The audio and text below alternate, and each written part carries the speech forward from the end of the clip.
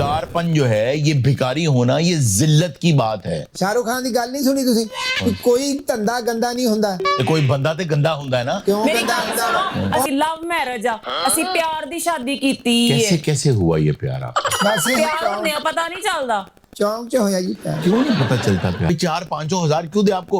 10-20 देते हैं, उसका भी आप नशा कर लेते हैं। ਨਹੀਂ ਮੈਨੂੰ ਇਹ ਨਹੀਂ ਗੱਲ ਦਾ ਦੁੱਖ ਹੈਗਾ ਕਿ ਤੁਸੀਂ ਕਹਿੰਦੇ ਹੋ ਵੀ ਨਸ਼ਾ ਕਰ ਲਓ। ਮੈਨੂੰ ਇਸ ਗੱਲ ਦਾ ਦੁੱਖ ਆ ਕਿ ਤੁਹਾਨੂੰ ਨਸ਼ੇ ਦੇ ਬਾਰੇ ਨਹੀਂ ਪਤਾ ਵੀ ਕਿੰਨੇ ਦਾ ਮਿਲ ਰਿਹਾ ਵਾ। अल्लाह का शुक्र है मुझे नहीं पता। ਕਿਉਂ ਕਹਿੰਦੇ ਹੋ? ਥੋੜਾ ਜਿਹਾ ਘਟੋ, ਇਸ ਗੱਲ ਨੂੰ ਕੋਈ ਸ਼ਰਮ ਕਰੋ ਵੀ ਤੁਸੀਂ 150 500 1000 5000 ਦੇ ਬਦਲੇ ਲੋਕਾਂ ਨੂੰ ਕਹਿ ਰਹੇ ਹੋ ਵੀ ਮਾਫ 100 500 1000 5000 के बदले तुम कह रहे हो यार भाई होगा था। ਹਾਏ ਅਸੀਂ ਸ਼ਰਮ ਕਰੀਏ ਵੇ। ਕਈ ਵਾਰੀ ਮੈਂ ਗੱਡੀਆਂ 'ਚ ਮੰਗਣ ਗਈ, ਮੈਂ ਗੱਡੀਆਂ ਦੇ ਵਿੱਚ ਝਾਤੀ ਮਾਰੀ, ਤੌਬਾ ਤੌਬਾ ਤੌਬਾ, ਜਿਹੜਾ ਅੰਦਰ ਕੰਮ ਹੁੰਦਾ ਪਿਆ ਸੀ। ਮੈਂ ਕਿਹਾ ਇੰਦਾ ਪਿਆਰ ਤੇ ਕਦੇ ਫੀਕੂ ਤੇ ਜੀਰਾ ਨੇ ਵੀ ਨਹੀਂ ਕੀਤਾ। टीकू जीरा कौन है? ਫੀਕੂ ਆ ਤਾਂ ਜੀਰਾ ਮੈਂ। अच्छा।